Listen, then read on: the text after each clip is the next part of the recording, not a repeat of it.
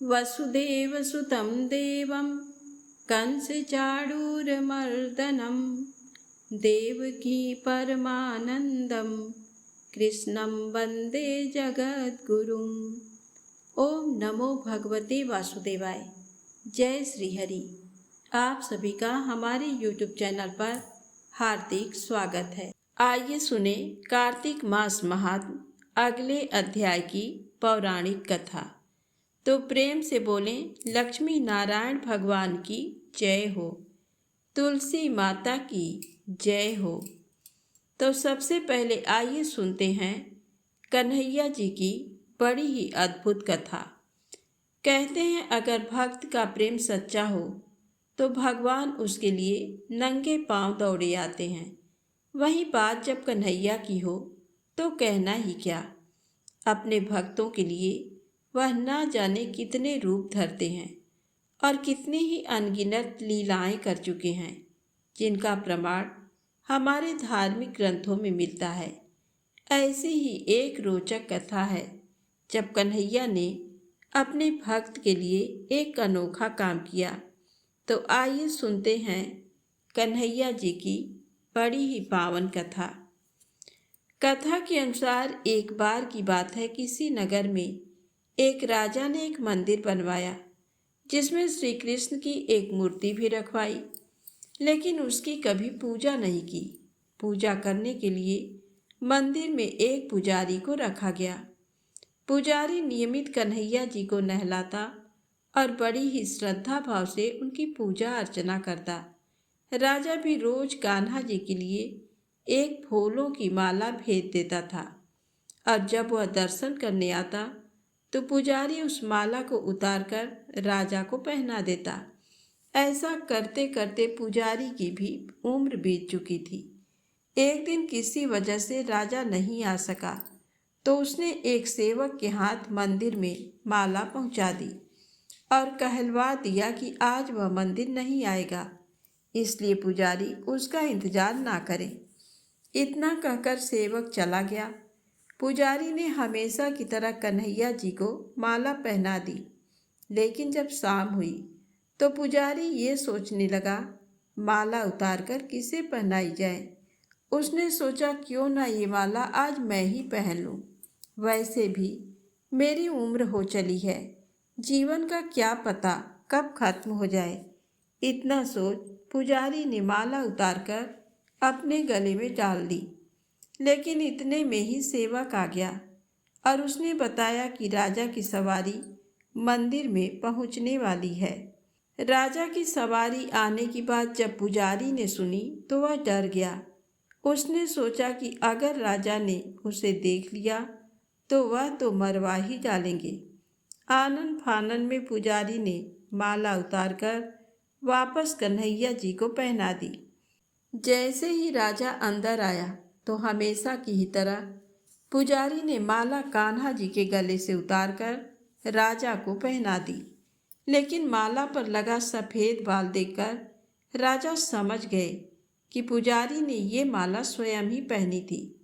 बस फिर क्या था, राजा क्रोधित हो उठे और उन्होंने गुस्से में पुजारी से पूछा कि माला पर सफ़ेद बाल कहाँ से आया। तब राजा की बात सुनकर पुजारी डर गया और बोल पड़ा, ये तो कन्हैया जी का है। अब तो राजा और भी क्रोधित हो गए, क्योंकि कान्हा तो भगवान है और उनके बाल सफ़ेद कैसे हो सकते हैं। इसीलिए राजा ने फरमान सुना डाला कि कल श्रृंगार के समय राजा खुद आएंगे और देखेंगे सच में ही कान्हा जी के सफ़ेद बाल हैं या पुजारी झूठ बोल रहा है। उन्होंने कहा कि अगर पुजारी ने झूठ बोला होगा तो उसे फांसी दे दी जाएगी। राजा का फरमान सुनकर पुजारी का बुरा हाल हो गया। उसने सोचा अब क्या करें, कहाँ जाएं? अब तो उसका मरना तय है। तब रोते रोते वह भगवान की शरण में पहुंचा और उनसे कहा कि हे केशव, मुझसे झूठ बोलने का अपराध तो हुआ है, लेकिन हो सके तो मुझे क्षमा कर दें और राजा से रक्षा करें। पुजारी ने कहा कि हे माधव, आपकी सेवा करते करते मैं वृद्ध हो चुका हूँ। अब आप मुझे माफ़ कर दीजिए, ऐसी गलती दोबारा नहीं होगी। यही कहते कहते पुजारी की न जाने कब आंख लग गई और उसकी आंख तब खुली जब सुबह हो चुकी थी। उधर सुबह होते ही राजा भी आ गया और कहने लगा, आज कान्हा जी का श्रृंगार वह खुद करेगा। ऐसा कहकर जैसे ही राजा ने कान्हा जी का मुकुट उतारा तो देखा कि श्री कृष्ण के तो सारे बाल ही सफ़ेद हैं। लेकिन राजा को फिर भी यकीन नहीं हुआ। उसे लगा कि फांसी के डर से पुजारी ने ही बालों को रंग दिया होगा। राजा ने सोचा कि क्यों ना कन्हैया जी का एक बाल तोड़कर देखा जाए। इसके बाद राजा ने कान्हा जी का एक बाल तोड़ लिया, लेकिन जैसे ही बाल टूटा कन्हैया के सिर से खून की धारा बहने लगी। ये देखकर राजा भगवान के चरणों में गिरकर माफ़ी मांगने लगा। तभी श्री कृष्ण की मूर्ति से आवाज़ आई, हे राजन, तुमने मुझे केवल मूर्ति मात्र ही समझा, इसलिए आज से मैं तुम्हारे लिए केवल मूर्ति मात्र ही रहूँगा। लेकिन पुजारी ने सच्चे मन और पूरी श्रद्धा से मेरी भक्ति की है, इसलिए उसकी अनन्य भक्ति को देखकर मुझे अपने बाल सफ़ेद करने पड़े। कन्हैया जी ने कहा कि भक्ति में कभी भी संशय नहीं होनी चाहिए और सच्चे भक्त की लाज तो मैं कभी जाने ही नहीं देता। तो प्रेम से बोले, राधे राधे, जय श्री कृष्णा। अब आइए सुने कार्तिक मास महात्म की पौराणिक कथा। एक बार सागर पुत्र जलंधर अपनी पत्नी वृंदा सहित असुरों से सम्मानित हुआ सभा में बैठा था। तभी गुरु शुक्राचार्य का वहां आगमन हुआ। उनके तेज से सभी दिशाएं प्रकाशित हो गईं। गुरु शुक्राचार्य को आता देखकर सागर पुत्र जलंधर ने असुरों सहित उठकर बड़े आदर से उन्हें प्रणाम किया। गुरु शुक्राचार्य ने उन सबको आशीर्वाद दिया। फिर जलंधर ने उन्हें एक दिव्य आसन पर बैठाकर स्वयं भी आसन ग्रहण किया।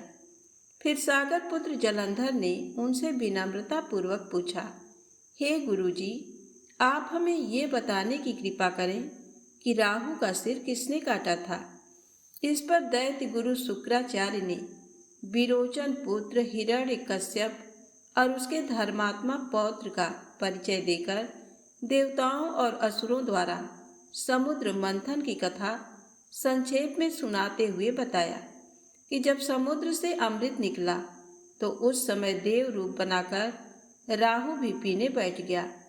इस पर इंद्र के पक्षपाती भगवान विष्णु ने राहु का सिर काट डाला। अपने गुरु के मुख से इस प्रकार के वचन सुनकर जलंधर के क्रोध की सीमा न रही। उसके नेत्र लाल हो गए। फिर उसने अपने धस्मर नामक दूत को बुलाया और उसे शुक्राचार्य द्वारा सुनाया गया वृत्तांत सुनाया। तत्पश्चात उसने धस्मर को आज्ञा दी कि तुम शीघ्र ही इंद्रपुरी में जाकर इंद्र को मेरी शरण में लाओ।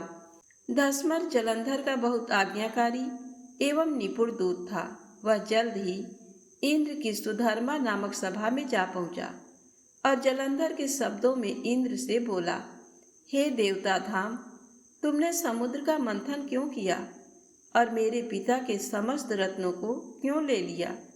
ऐसा करके तुमने अच्छा नहीं किया। यदि तू अपना भला चाहता है तो उन सब रत्नों एवं देवताओं सहित मेरी शरण में आ जा, अन्यथा मैं तेरे राज्य का ध्वंस कर दूंगा। इसमें कुछ भी मिथ्या नहीं है। इंद्र बहुत विस्मित हुआ और कहने लगा, पहले मेरे भय से सागर ने सब पर्वतों को अपनी कुक्ष में क्यों स्थान दिया और उसने मेरे शत्रु दैत्यों की क्यों रक्षा की? इसी कारण मैंने उनके सब रत्न हरण किए हैं। मेरा द्रोही सुखी नहीं रह सकता, इसमें संदेह नहीं। इंद्र की ऐसी बात सुनकर वह दूत शीघ्र ही जलंधर के पास आया और सब बातें कह सुनाई। उसे सुनते ही वह दैत्य मारी क्रोध के अपने ओष्ठ फड़फड़ाने लगा और देवताओं पर विजय प्राप्त करने के लिए उसने उद्योग आरंभ किया। फिर तो सब दिशाओं पाताल से करोड़ों करोड़ों दैत्य उसके पास आने लगे। शुंभ निशुंभ आदि करोड़ों सेनापतियों के साथ जलंधर इंद्र से युद्ध करने लगा। शीघ्र ही इंद्र के नंदन वन में उसने अपनी सेना उतार दी। वीरों की शंख ध्वनि और गर्जना से इंद्रपुरी गूंज उठी।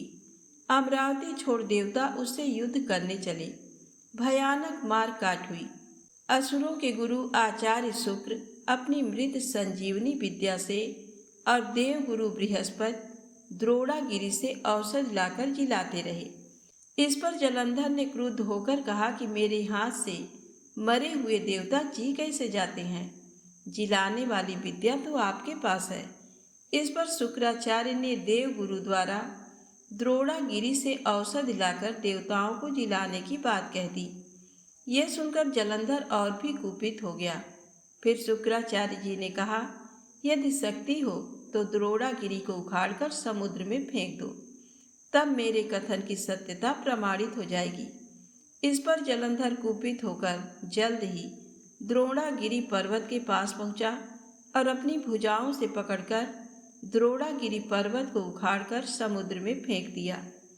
ये तो भगवान शंकर का तेज था, इसमें जलंधर की कोई विशिष्टता नहीं थी।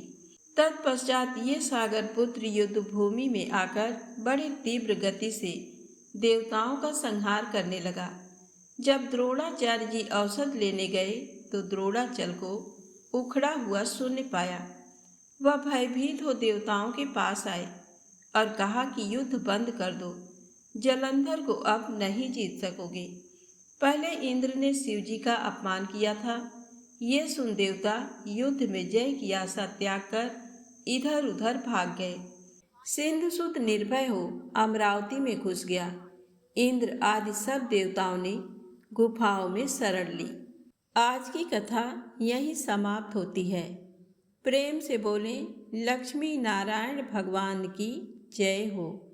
आइए सुने तुलसी माता की आरती।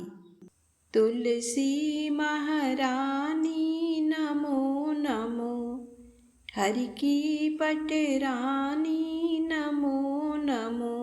धन तुलसी पूरण तप कीनो, शालिग्राम बनी पटरानी।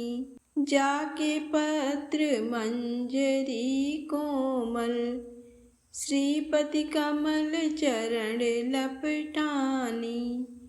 तुलसी महारानी नमो नमो, हरि की पटरानी नमो नमो। धूप दीप नैवेद्य आरती, पुष्पन की वर्षा बरसानी। 56 भोग 36 व्यंजन, बिन तुलसी हरि एक न मानी। तुलसी महारानी नमो नमो, हरि की पटरानी नमो नमो। सब सखी मैया तेरो यस गामे, भक्ति दान दीजय महारानी। नमो नमो तुलसी महारानी, तुलसी महारानी नमो नमो। तुलसी महारानी नमो नमो, हरि की पटरानी नमो नमो। प्रेम से बोलें तुलसी माता की जय हो। श्री हरि विष्णु भगवान की जय हो।